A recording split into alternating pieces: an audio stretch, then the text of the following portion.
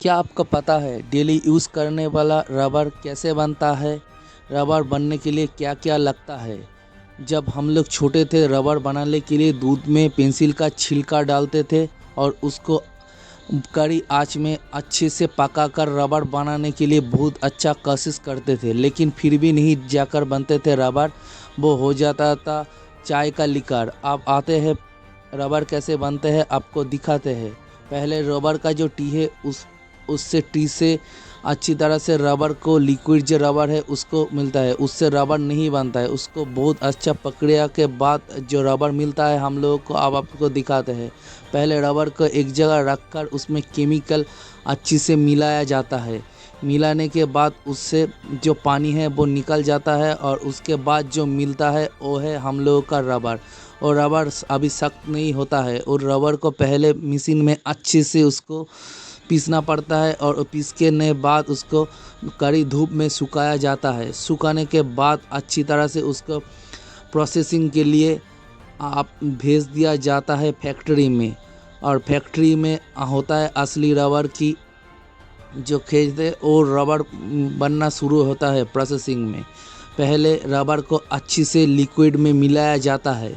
मिलाने के बाद उसको अच्छा से अच्छा करके मिला जाता है और उसको ले आता है एक और प्रोसेसिंग में।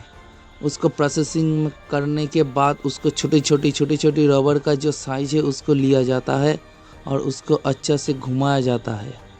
घुमाने के बाद एक जगह पे सारी रबर जो है वो उसको लाया जाता है और उसको एक जो साइज़ है साइज़ में लाया जाता है। उसके बाद आता है और एक प्रोसेसिंग। उस प्रोसेसिंग के लिए रबर को एक जगह के उसका जो साइज़ है उसको साइज़ दिया जाता है, लंबा करके जो साइज रबर का आता है।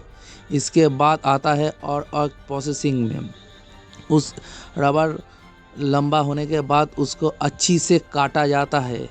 उसका जो साइज है उसको साइज में लाने के लिए धीमे धीमे से उसको साइज के आता है। अभी आता है और एक वाला फेज़ में कितना अच्छा रबर का शेप आने के बाद उसको और एक प्रोसेसर में डाला जाता है और जो रबर बनता है वो हम लोगों का रबर यूज़ करने के लिए काफ़ी है। लेकिन उसके पहले और एक प्रोसेस में जाता है जिसको आते हैं उसको प्रिंटिंग। प्रिंटिंग के लिए उसको अच्छे से काला जो प्रिंटिंग है उसका कलर में डाला जाता है और उसके बाद जो रबर का जो साइज है उसमें अच्छी से जो कंपनी का लोगो है उसको लगाया जाता है। जो जिस कंपनी का नाम है वो उसको जाकर एक जगह में फिर डाला जाता है। और आते हैं दूसरा वाला स्टेज में जो कलरिंग जो रबर होता है वो वाला अच्छी से रबर को मिक्स किया जाता है। मिक्स करने के बाद एक लेयर आता है, उस लेयर के अच्छे से उसको शेप दिया जाता है। कट के शेप देने के बाद उसको एक जगह रखा जाता है और एक मशीन में ग्राइंड किया जाता है और उसके अच्छी से उसको पिसाई करने के बाद रबर का जो शेप में उसको लाने के लिए उसको पीसता पड़ता है, क्योंकि रबर जो है होता है वो बहुत नरम हो जाता है। अब पीसने के बाद एक साइज में लाने के लिए उसको साइड वाला जो हिस्सा है उसको काट दिया जाता है। काटने के बाद रबर का जो हिस्सा है उसको पानी में डाल दिया जाता है। पानी में रखने के बाद वो अच्छी से गर्म हो जाता है और उसके बाद आता है उसका जो साइज है उसको साइज में लाना पड़ जाता है।